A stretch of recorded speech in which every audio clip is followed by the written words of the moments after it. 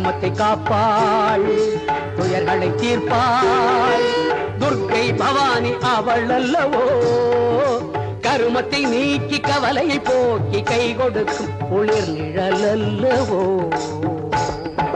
Simmavahini Jaganmohini தர்மரூபிணி Kalyani